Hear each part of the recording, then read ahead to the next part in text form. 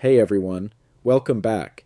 In this video, I'll show you how to install the Kick app on your MacBook and use it like a real standalone application, even though there's no official macOS app available.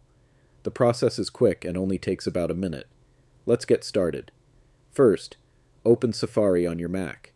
You can click the Safari icon in your dock or press Command plus space to open Spotlight Search, type Safari, and press Enter. Once Safari opens, go to kick.com.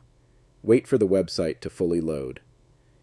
Now, at the top of your screen, click File in the menu bar. From the drop-down menu, select Add to Dock.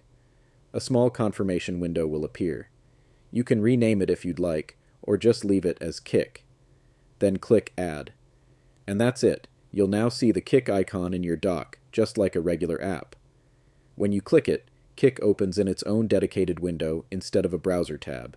It feels like a real desktop app.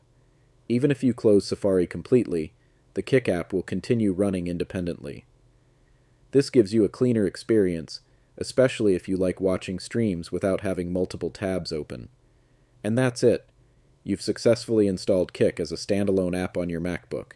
If this video helped you, don't forget to like and subscribe for more simple and practical Mac tutorials. Thanks for watching, and I'll see you in the next one.